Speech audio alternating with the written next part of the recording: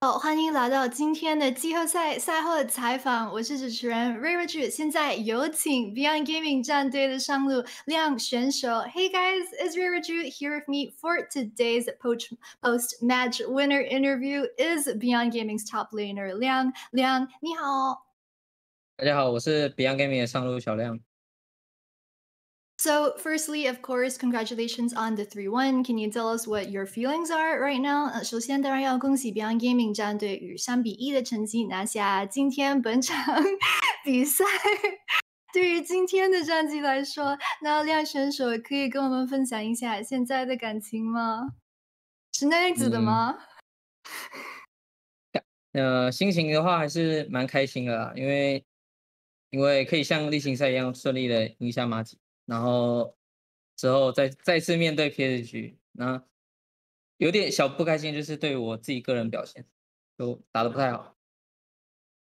So he said that, of course, they're feeling happy right now that they managed to get the win. He said that because they won today's series, it kind of felt, he was happy that it felt similar to them being able to beat Machi during the regular season. He said he's also looking forward to being able to play PSG again because now that they've won today's series, their next match is versus PSG. He said there's a little something that he's might be a bit discontent about, and that would be just his own individual performance today wasn't the best for him. So, talking about the expectations and also the last couple of times that you guys faced off against Machi, did you expect the 3-1 result coming into today? Because your team played against them 3 times during the regular season plus the tiebreak, and you guys won every single time that you played versus them. So, was the 3-1 what you were expecting? 那今天3-1的战绩有在预期之内吗？就毕竟例行赛还有加赛是对上 Maggi 的3场，都是3场全胜。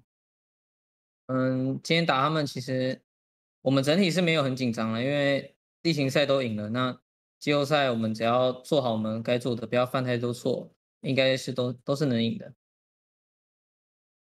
So he said that for the team, they expected that they would win today's series. He didn't really bring up much about the series score. He said that they weren't very nervous, actually. They weren't nervous at all coming into today's series because they had already beat Manchi 3 times during the regular season. And he said that the entire team was just pretty confident that as long as they did what they were supposed to do and didn't make too many mistakes, they should be able to comfortably take this one home. So, talking about that game number 2 that you guys dropped versus Machi, I have to ask, did Machi's Bard pick during picks and bans surprise you at all? And just talk to us about the mistakes that your team made during that game. 那接下来想跟你聊聊，就关于第二局的赛事，Machi 在 BP 环节时就选上了巴德，会让你们很惊讶吗？那时还有你认为就没能拿下那场胜利的原因会是什么呢？那一场的话，他们拿巴德其实是有点小意外，有点小意外，没有想到他们会选巴德。但是，呃，那只角色是在 Koala 的角色池里面，我们是知道的。然后那一场会输的话，主要是因为我们可能在预示者那波转去抓上的时候，下路线掉了太多经济，然后导致后面可能被击杀或是被塔杀，然后以及我们可能边带的时候，因为雷兹跑线或什么的，然后可能掉了一些召唤师技能或是被抓。So he said that as to the Bard pick during picks and bans, they weren't expecting it. It was a little bit unexpected for them, but he said they did expect it a bit just because of Koala and the Bard pick. So, as to the sort of mistakes that they made in game number 2, he said that there was that one skirmish to do with Rift Herald, where after Herald, they tried to go make stuff happen in top. They tried to to gank top, but then that meant that over in their bottom lane, they lost too much gold and EXP at that point in time. So it kind of gave them a deficit for the rest of the game. He said that later on, also the Rise was a bit of a problem, and they kind of gave up a couple of kills here and there. They just didn't use their skills as efficiently, so they're giving up skills as well later on, and then they got caught out. So the next thing that I wanted to ask you about was, can you explain that game number 3, First Blood, where your teammates were at red buff and then it looked like you were trying to help them by walking from the top lane down towards mid, and then you got caught in the river and then you ggave up the First Blood there. Can you tell us what your thought process was at that time? 那接下来想问的就是，可以解释一下第三局给了首杀那时的情况吗？就是团队在红 buff 的那一波，然后你从上路走下的时候，在河道里被抓，就那时的想法是什么的呢？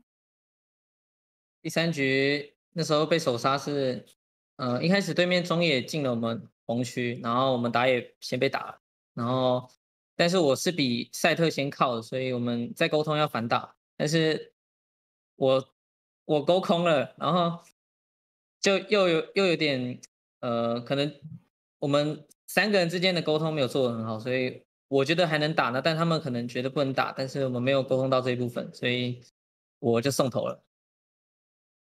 So he said that the situation at that point in time was that over at the red buff there was the jungle invade at that point in time, but for him compared to the, I think it's a set, the enemy top laner, he was closer towards their red buff, so he was able to start getting into position faster. However, when he was starting to walk towards mid, he missed his hook on the Camille, and he said that he didn't think it was that big of a mistake to miss the hook. He said that what happened after was that the team didn't communicate very properly, because even after he missed hook, he actually still thought that the team had a chance to continue going forward with that. But he said his teammates didn't think so. So his teammates pulled back, and that resulted in him just being the only one there and giving up that first blood. So the next question, going back to game number 2, for the viewers back home who were watching, there was that very cute play where we saw Mao An with the flash and the shield onto Doggo after Doggo got caught in the jungle.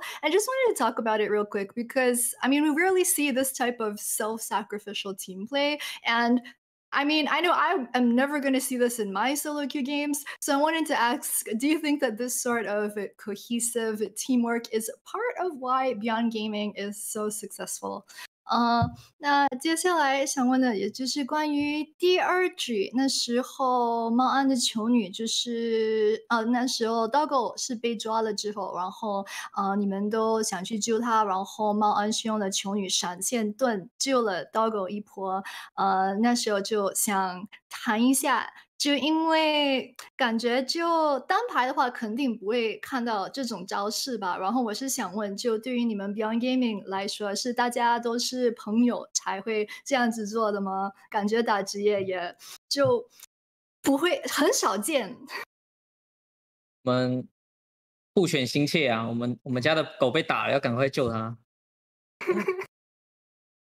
So he said, yeah, of course, they're not going to leave anyone behind. The dog of their house is getting beaten up. Of course, they've got to go and save him. I love that. We got to protect that doggo at all costs. Our last question for you today is, I wanted to talk to you really quickly about your Knicks match, because in yesterday's interview with Maple, he said that if your team are able to kind of get back into the groove, find your groove again, then BYG will actually give PSG a pretty hard time in your next game. So I wanted to ask what your thoughts are on this. And also, do you think that what Maple said is true, that your team isn't quite playing up to your full potential? Like, what do you have to improve on for the next 2 weeks? 那最后的问题就是想问，就是关于昨天 Maple 选手是在采访的时候说，如果你们 Beyond Gaming 战队能够调整好状态的话，那接下来跟跟 PSG 的对战对他们来说会很难打。然后想问亮选手，你对 Mabel 选手说的话有什么意见吗？还有你个人认为现在的 Beyond Gaming 还需要在接下来的这2周做什么样的调整呢？呃，会很难打的话，应该是客气了，客气了。嗯，因为就目前情况来说，我们打 PSG 还算是有一段差距，但是我们看其他队伍打 PSG 不同的地方，就是我们的下路线也算是 PCS 里面数一数二强的，而且我们的中野联动做的也是还不错的，所以我们在对抗他们的时候，我们的中下如果能保持好的话，然后把优势辐射到物件的时候，我们还是有机会能赢的啊。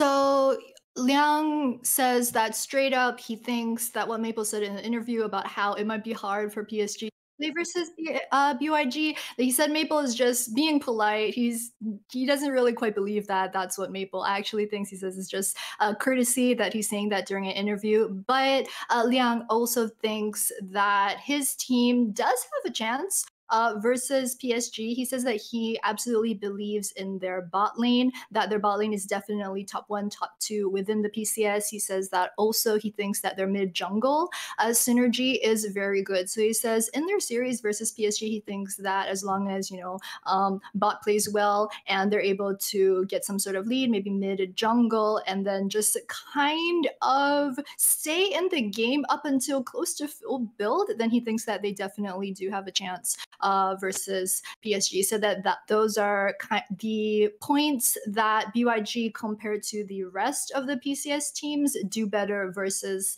PSG at. All right, thank you so much, Liang, for today's interview. Of course, good luck versus PSG 2 weeks from now. 好的，那非常感谢亮选手接受今天的赛后采访，祝 Beyond Gaming 战队集合赛加油！主播给你们喽。